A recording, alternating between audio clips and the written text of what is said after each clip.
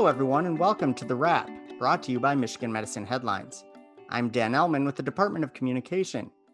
This week, we're going to look ahead and discuss how the organization will ramp up services as work continues to flatten the curve of COVID-19. Before we get into that, be sure you take a look back at any previous episodes of The Wrap you may have missed. You can find all episodes on YouTube, iTunes, Google Play, Stitcher, or any other podcast hosting platform.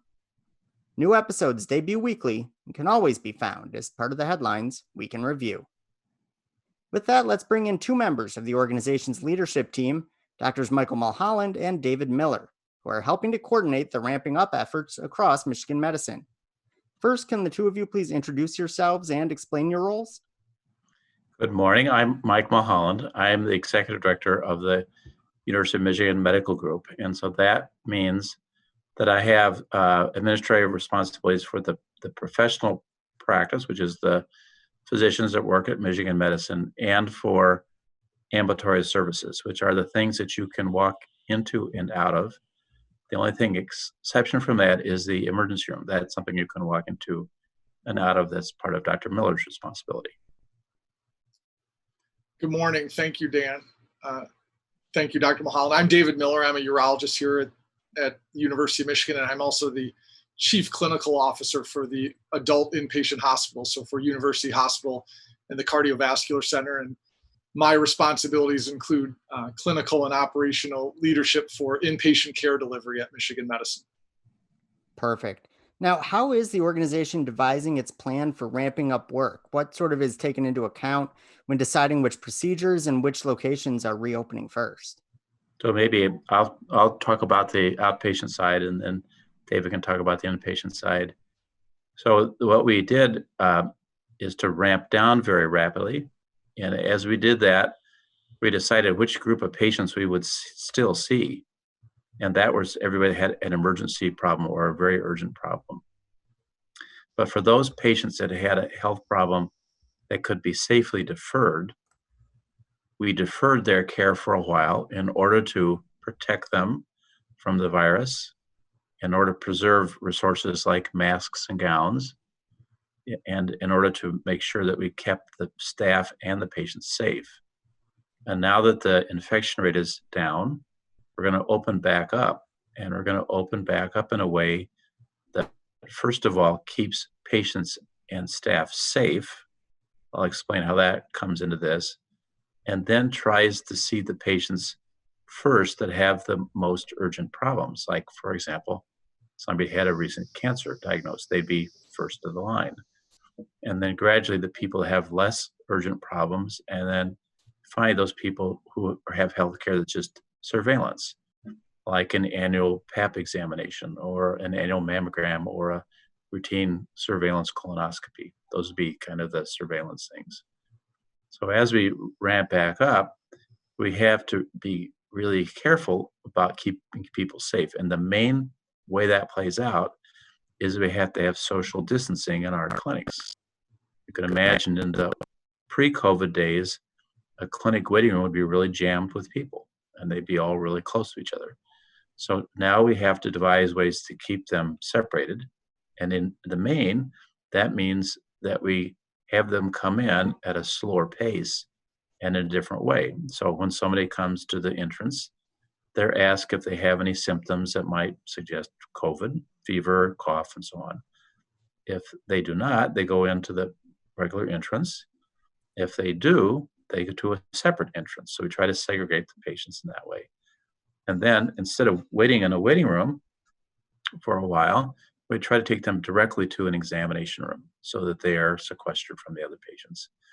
And then we give the patients and any accompanying visitor a mask so that they also wear a mask, as do the people that work in the clinic.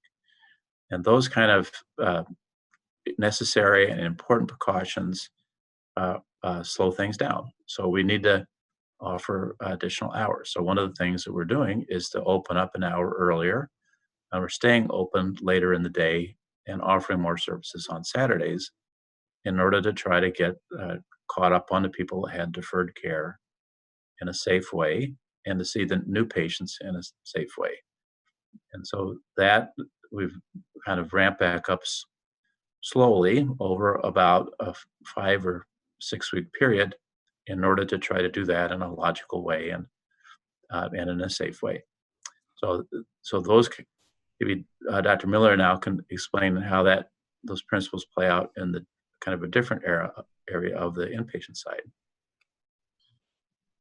Thank you, Mike.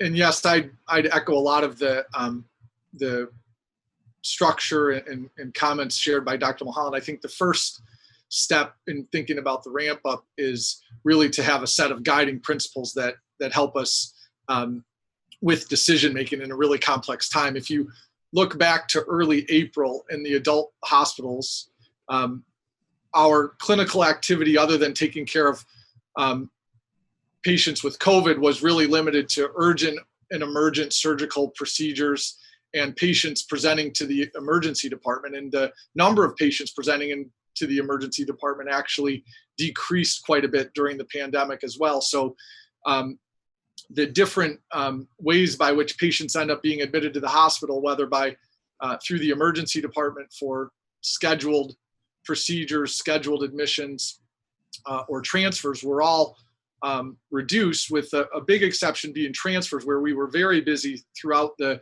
pandemic, accepting patients and transfer from health systems all over the state to support our colleagues and to support our patients and families.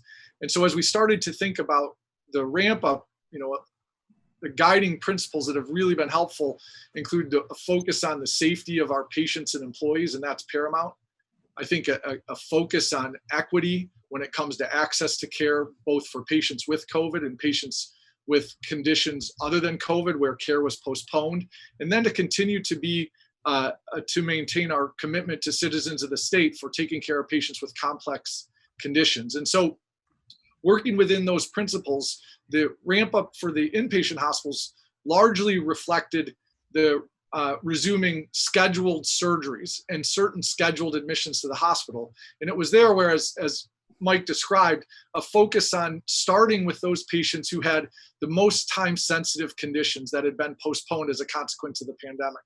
So both in University Hospital and the Cardiovascular Center, patients with cancer or patients with symptomatic cardiovascular disease were the first patients for whom surgery was started once again. And that really began kind of in mid-April, with progressive increases over the next 6 weeks to now in the middle of June. So I think, a lot of what we're talking about is sort of this phased approach, right, to ramping up services and starting at one level and eventually phasing in a different level and moving from there.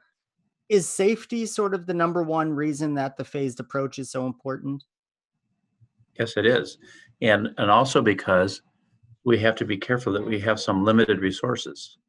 I mean, we still only have a certain amount of testing, and we had to be careful we don't run out of face masks. And we have to be careful that we don't, in the course of doing this, that we don't endanger the faculty or the staff or the patients. So just as an example, if you come to the clinic and we offer everyone a mask and every accompanying visitor a mask, we have to be careful we don't run out of masks. So that then has to be, matched up to the kind of illnesses we see in the way that I just described. And that's why it kind of ramps up a little bit slowly. Mm-hmm. So what sort of metrics are used and what sort of things are taken into account as we move from one phase to the next? So, Dan, if I could just follow up on Mike's last comment briefly, because I do think, safety is a key determinant of the phased approach, and it's important in a couple of dimensions. One is, safety of our patients and team members in terms of risk of COVID, but also safety in terms of ensuring we have adequate and timely resources for all of the care that occurs for patients without COVID. And so Mike mentioned the availability of masks and personal protective equipment and testing as a key factor in our efforts to limit any transmission of COVID within the organization for patients and team members. But also we have to make sure that we have enough ICU beds for complex surgeries that would be scheduled. And while we're taking care of many patients with COVID who are still in the ICU, making sure that there's adequate availability of ICU beds for patients scheduled for surgery or patients transferred for conditions other than COVID was a big part of the consideration and an important reason for the phased approach to the ramp up. I'll answer your next question related to metrics, and then I know that Dr. Mulholland will have additional thoughts. I think on the inpatient side, we've looked very carefully at a number of factors. Included among these are bed capacity. At our baseline before the pandemic, we operated at a very high occupancy, somewhere in the order of 95 to 100%. And so making sure that there is adequate capacity in the hospital, taking into account the fact that we continue to care for patients with COVID, has been a big part of our operational decision making. So we've used some analytic tools to help us predict how many beds will be needed depending on the number of surgeries that are scheduled, and then use this to allow allocation of operative time to our faculty and clinical departments to make sure, again, that we're meeting the needs and ensuring safety for patients as we continue to increase surgery. We're also very focused on looking at the implications of increased activity, again, for the safety of our patients and team members as it relates to risks related to COVID. So we look regularly at results of testing. Are we seeing any increase in the proportion of patients that are testing positive for COVID as we do preoperative testing? And are we seeing any increase in the proportion of positive tests among team members? These are all measures that we're monitoring on a weekly basis, sharing this information through the hospital command center and with key operational partners in ambulatory care, our M-Plan leadership teams, supply chain, laboratory medicine. All of this done in an effort to be carefully coordinated with ambulatory care, the Children and Women's Hospital, and other partners across the organization. Yeah, and Dr. Mulholland, are similar measures and metrics taken into account on the outpatient side?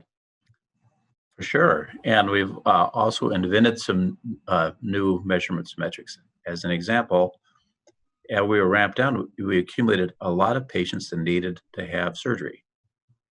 In the end, we ended up with 12,000 people waiting to have an operation. And so one of the metrics we invented was a system to score how urgent their problem was. Let's say 1 to 10.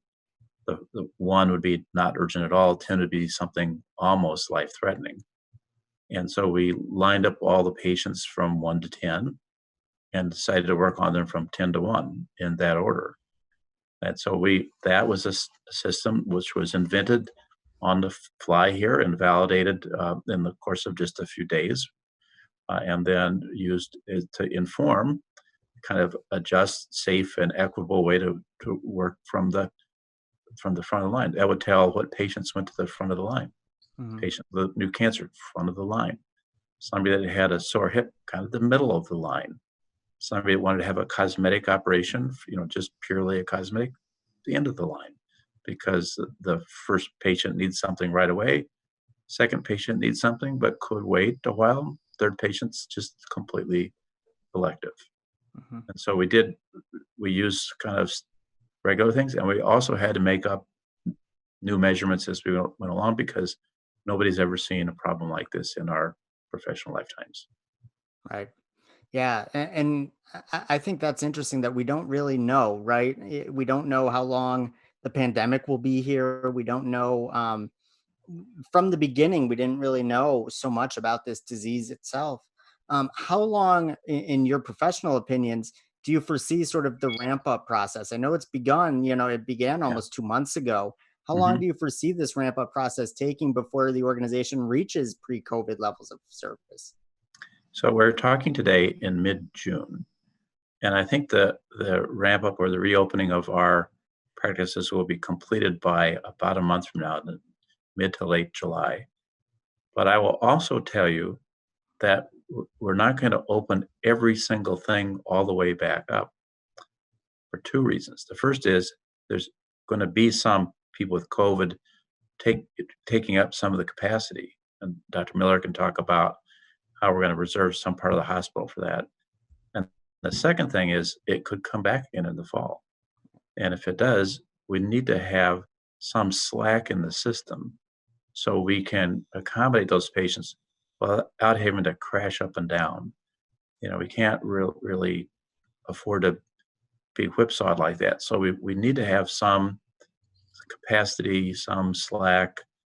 And, that is also part of the reason that we're going to ask people to see patients later in the day, to see them on Saturdays. It creates that additional elbow room for should we have another surge or small blip or a big surge in the fall. Thanks. I think, Dan, it's a really important question and a challenging one. There's probably no perfect way to forecast the timing of everything. I think a couple things. First, it's critical to go back to the guiding principles of how do we keep our teams and patients safe? How do we achieve equity in terms of access for care of patients with COVID and those without COVID? And the reality, as we think about this across the whole enterprise, that right now we're managing in what's been referred to as a plateau, a smaller but stable number of patients, at least in the inpatient hospital with COVID, that we continue to take care of and make sure we have access, expertise, and resources to meet the needs of patients with COVID. And then being prepared, though, for the possibility or probability of outbreaks or clusters of recurrence of COVID, and even a resurgent pandemic, whether in the late summer or fall. And so, these issues are kind of at the forefront and impacting kind of operational decision makings day in and day out. And a good example is the decision to close the respiratory or the regional infectious containment unit, or the RICU, which will likely be closing sometime this month, but we will have to be prepared for the possibility to reopen that and to have some objective criteria by which we understand increasing risk of a resurgence and be prepared prospectively to adjust to that. And I think when I think about the timing of the ramp up, I mean, we know that in the month of May, actually, on the inpatient side, we did have a fairly significant ramp up in activity. Our inpatient surgical cases were close to 70 to 80% of our pre-COVID volumes. Now, our outpatient surgery and other activity was less, but from inpatient surgery, it did ramp up substantively, and that will continue in June. And I think that reflects, as Dr. Mulholland talked about, the really significant acuity of the conditions for patients for whom care had been postponed. And our teams, all of our teams across the whole organization have worked incredibly hard to meet the needs of these patients and deserve huge amounts of credit for the timeliness and outstanding care. My personal feeling, and I say this with humility, is that it will likely be around August when we achieve some stable, for example, from the perspective of allocation of operating room time. Of course, all of our teams, our faculty, our nursing colleagues, all of our teams want to know when will we know exactly what the OR schedule looks like and how that will be over the long term. And there's no absolute simple answer to that right now, because there are a number of factors still at play. But we do anticipate that by August, hopefully we will be able to achieve some stable allocation of operative time that will represent a new normal, if you will. Now, we'll have to be prepared for adjustments based on the pandemic, but we understand the importance of that for our teams and for our patients. But I think it's also important, and this is something that Dr. Mulholland and I and many others have worked very hard on, that we recognize that our operations moving forward will be different than they have been before, and perhaps forever. And they're going to require more teamwork, more collaboration. The number of outpatient surgeries that we do in the inpatient hospitals is likely to be less than it was before the pandemic, so that we can fully take advantage of our tremendous facilities and expertise in Brighton and at East Ann Arbor. So the balance of where we do cases and when we do cases, for instance, will change, just as Dr. Mulholland described changes in where we'll see patients in the ambulatory setting. And all of this is really focused on achieving the best possible consistency with our guiding principles and the long-term access outcomes for our patients in the organization. Yeah, I think that segues perfectly into my next question. I was going to ask, sort of, even looking beyond COVID, right? Once we, have a vaccine or whatever the beyond COVID looks like, quote unquote, what sort of, besides what you just mentioned, long-term changes do you foresee for the organizational structure? I actually think there's going to be an enormous change, and that we're never ever going back to the way it used to be. A really clear example is the use of virtual care. So in February, before the COVID crisis, 99.5% of our patients were seen in person, and very few people used virtual care. In last year, 4,000 virtual care visits. In the month of April, 80% of all care was done virtually, an amount that would equal half of our historic volume. And if you put the month of April into an annual basis, it'd be over 600,000, up from 4,000. So, and what we learned from that was we could do a lot of things virtually, and also the patients loved it. There were a lot of things that really didn't come to mind until you'd experienced it. As an example, the average person that has an outpatient operation drives 51 miles one way to see the doctor postoperatively. And then they park, and then they come into the clinic, and then they wait for the doctor, and then the doctor comes in and takes, say, 15 minutes. And then they unpark and they drive 51 miles home. So when we studied the patients, they loved the idea that it took 15 minutes in their home, in their kitchen, in their den, on their patio, and they didn't have to do all that. So some things cannot be done in person, on virtually, but a lot of things can. So one of the big things I think that's going to come from this is virtual care will change the face of medicine forever. Yeah. And that, I think, is a direct outcome from the COVID crisis. That's probably a positive thing. Not all the things that we experienced in the last 2 months were negative. A lot were, but this is something that wasn't. Dr. Miller, do you have anything to add to that? Yeah, I think there are going to be a number of long-term changes that are important and that are worthy of discussion and evaluation over time. And I think what we've seen organizationally is, for instance, it really facilitated transfer decisions for patients in outside hospitals. So making it as easy as possible for patients who are in need of the expertise and services available at Michigan Medicine to arrive in our facility and receive that care. And there's been tremendous collaboration and teamwork across the organization to achieve that. And we very much want to preserve that over time. Yeah. I think the extended OR availability, including Saturday OR access, is really important for our patients and to allow us to help as many patients as we can within the constraints that we have. But I think we'll have to be mindful of what that means for our teams. That is an extra day of busy clinical activity, and kind of and being mindful of that and evaluating it regularly over time for what it means for our team members is very important. And then finally, I think one of the things during the pandemic that I think we all saw that we would like to preserve is the ability to have expedited decision making and communication across the organization. I think we've learned a lot about our ability to make change in the organization in a timely fashion. And I think if we can preserve that moving forward as well, it will be very helpful for our patients and teams over the long term. Now, on a slightly more short-term scale, I know a lot of our employees have been working from home, and will soon be heading back in, right, to the hospitals and health centers.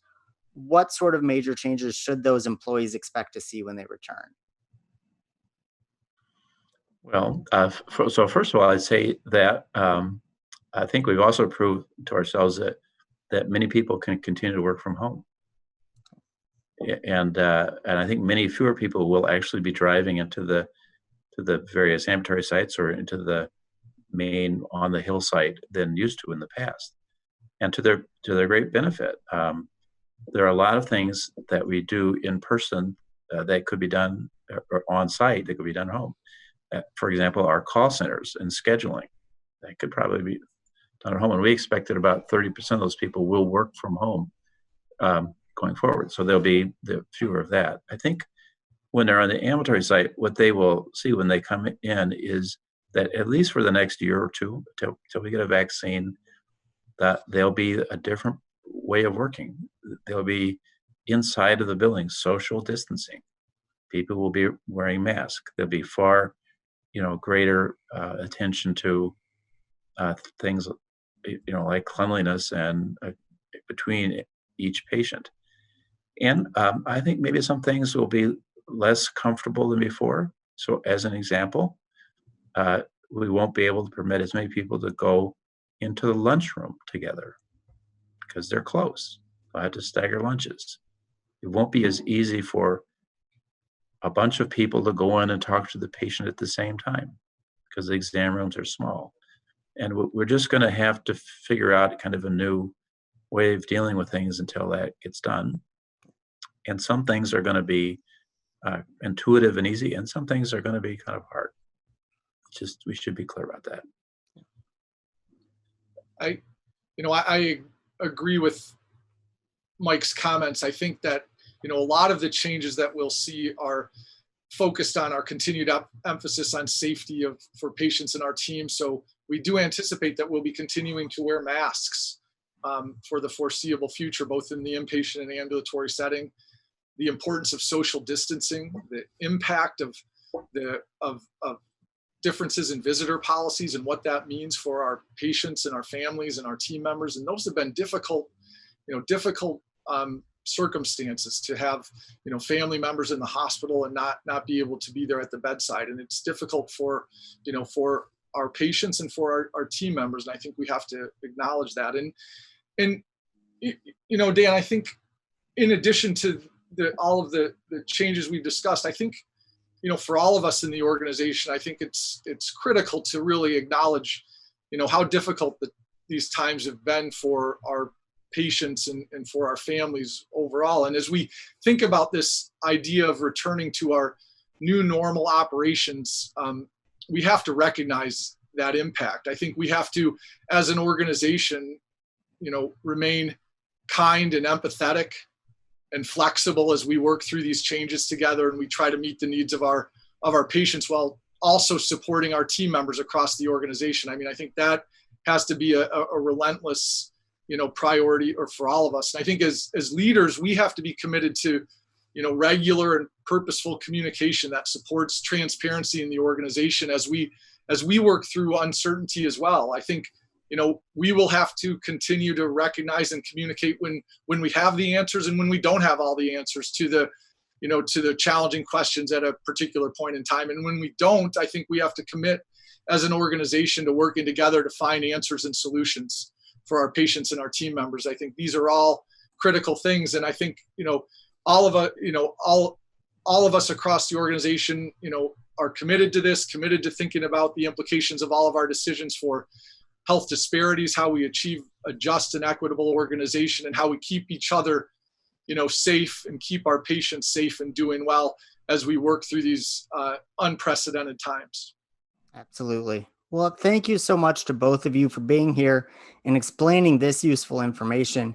As the ramping up process continues, all faculty and staff should be sure to stay tuned to the regular COVID-19 email updates and Michigan Medicine headlines, which can be found at mmheadlines.org.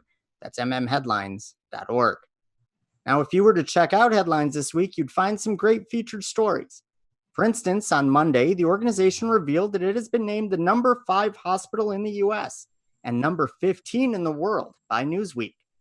There was also a deep dive into technology-driven research being performed within the organization, and team members learned all about the Employee Needs Fund, which provides emergency financial assistance.